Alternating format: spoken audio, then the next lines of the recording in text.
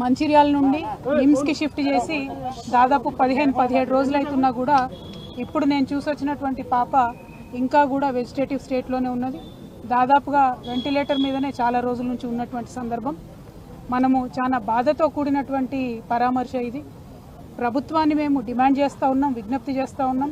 పసిబిడ్డల ప్రాణాలు పోతూ ఉంటే పట్టనట్టు ఉండడం సరికాదు. ఈ ప్రభుత్వం వచ్చి 11 నెలలైతే దాదాపుగా నెలకు 3 మంది యావరేజ్గా ఇప్పటికే 42 మంది బిడ్డలు ప్రభుత్వ పాఠశాలల్లో చదువుతున్నటువంటి వాళ్ళు కేవలం ప్రభుత్వం యొక్క నిర్లక్ష్యంతో ఫుడ్ పాయిజనింగ్ వల్ల చనిపోవడం జరిగింది. అంటే యావరేజ్గా 10 రోజులకు ఒక పసిబిడ్డ ప్రాణాన్ని ఈ ప్రభుత్వం పొట్టన పెట్టుకుంటా ఉన్నది. ఇది సరైనటువంటి వైఖరి కాదు. అన్ని సంక్షేమ శాఖలు కూడా గౌరవ ముఖ్యమంత్రి గారి దగ్గర ఉండడంతో మరి వారి సమయం వెచ్చించలేకపోతున్నట్టుగా కనపడతా ఉన్నది. ఒక్క 10 నిమిషాలు మీరు పాఠశాలల్ని పసిబిడ్డల గురించి ఆలోచించి రివ్యూ చేసినట్టయితే ఈ ప్రాణాలన్నీ కూడా కాపాడేటటువంటి పరిస్థితి ఉంటుంది. నిన్న పేపర్లో చూసాం, నారాయణపేటలో హాస్టల్లో అన్నంలో పురుగొచ్చిందని చెప్పి పిల్లలందరూ ధర్నా చేస్తే స్వయంగా ముఖ్యమంత్రి గారు మరి రివ్యూ చేసిన తర్వాత తెల్లారి మర్నాడు కూడా మళ్ళీ అదే సీన్ రిపీట్ అయితే పిల్లలంతా ఇప్పుడు కూడా ధర్నా చేస్తున్నటువంటి పరిస్థితి మరి కనబడతా ఉంది. దయచేసి ఈ ప్రభుత్వాన్ని విజ్ఞప్తి చేస్తూ ఉన్నాం, మీ ప్రాధాన్యతను గుర్తించండి. బిడ్డల ప్రాణాలు ప్రాధాన్యమైనటువంటి అంశంగా మీరు స్వీకరించి తక్షణమే చర్యలు చేపట్టవలసిందిగా నేను డిమాండ్ చేస్తూ ఉన్నాను. నేను ఎస్టీ వెల్ఫేర్ అధికారి గారు శరత్ గారితో కూడా మాట్లాడడం జరిగింది. మరి వారు మేము చూస్తున్నాము, అన్ని రకాలుగా చర్యలు తీసుకుంటున్నామని చెప్తున్నప్పటికీ ఆదిలాబాద్ టు ఆలంపూర్ మీరు ఏ ఒక్క పాఠశాల చూసినా, ప్రభుత్వ గురుకుల కావచ్చు, ఆశ్రమ పాఠశాల కావచ్చు, ఏది చూసినా కూడా ప్రతి పాఠశాలలో ఏదో ఒక ఇన్సిడెంట్ జరిగింది. ఈ 42 మంది పిల్లలు 11 నెలల్లో చచ్చిపోయింది. అన్ని జిల్లాల నుండి ఉన్నారు. కాబట్టి ఓవరాల్గా ఈ పాఠశాల వ్యవస్థనంతా కూడా మరి ధ్వంసమైనటువంటి పరిస్థితి కనబడతా ఉంది. కాబట్టి దాని మీద ఫోకస్ చేయవలసిందిగా మేము ప్రభుత్వాన్ని డిమాండ్ చేస్తూ ఉన్నాం. ఇదివరకు కేసీఆర్ గారి నాయకత్వంలో ప్రభుత్వ పాఠశాలల్లో చదివేటటువంటి పిల్లలు మరి మేము ఐఐటి పోవాలన్నా, ఐఐఎంకి పోవాలన్నా, లేకపోతే ఎవరెస్ట్ అధిరోహించాలా అని చెప్పి ఉన్నతమైనటువంటి ఆశయాలు లక్ష్యాలతో ఉన్నటువంటి సందర్భాన్ని కూడా మనం తెలంగాణ ప్రజలుగా చూసినాం.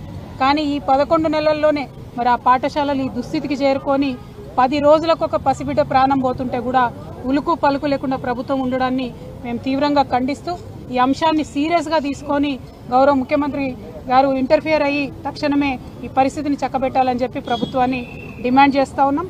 అట్లానే ఇప్పటి వరకు ప్రాణాలు కోల్పోయినటువంటి ఆ 42 మంది కుటుంబాలకు కూడా ఎక్స్గ్రేషియా కింద 10 లక్షల రూపాయలు ఇవ్వాలని కూడా మేము డిమాండ్ చేస్తూ ఉన్నాం.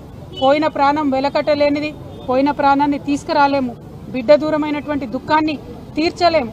కానీ వారి ఆర్థిక కష్టాలలో స్వావలంబన ఇవ్వాల్సినటువంటి కనీస బాధ్యత ప్రభుత్వానికి ఉంటుంది. కాబట్టి 10 లక్షల రూపాయల ఎక్స్గ్రేషియా కూడా ఆ పిల్లల కుటుంబాలకు ఇవ్వాలని చెప్పి ఈ సందర్భంగా డిమాండ్ చేస్తూ ఉన్నాం. Thank you. జై తెలంగాణ.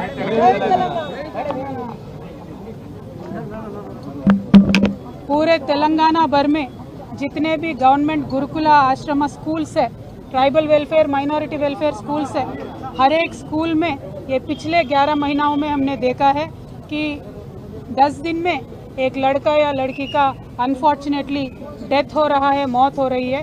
और इन सब का रीज़न फूड पॉइजनिंग है. जो quality of food minority welfare schools में, ट्राइबल वेलफेयर स्कूल्स में दिया जा रहा है वो बिल्कुल ही गिर गया है, गिर चुका है. इसीलिए आज छोटे छोटे बच्चे हमारे आंखों के सामने उनका जान गंवा रहे हैं. मैं ये सरकार से डिमांड करती हूँ, आप इमीडिएटली रिव्यू कीजिए. क्वालिटी, ये जो बच्चों के लिए खाना दिया जाता है माइनॉरिटी वेलफेयर स्कूल्स में, इसका क्वालिटी बढ़ाइए. जो केसीआर साहब के समय में आपने देखा, केसीआर साहब खुद रिव्यू करते थे. बच्चों को जिस तरीके से खाना मिलता था वो खुद ब खुद रिव्यू करते थे. और उस समय में ऐसा हाल था कि बच्चे हमारे आईआईटी में जा रहे थे, आईआईएम में जा रहे थे, लेकिन आज एवरेज 10 दिन में एक बच्ची या बच्चे का मौत हो रहा है. This is very unfortunate. So we demand the government to immediately take action. Thank you. जय तेलंगाना. बहुत क्रिटिकल है पेशेंट का कंडीशन, ऑलमोस्ट कोमा में ही है.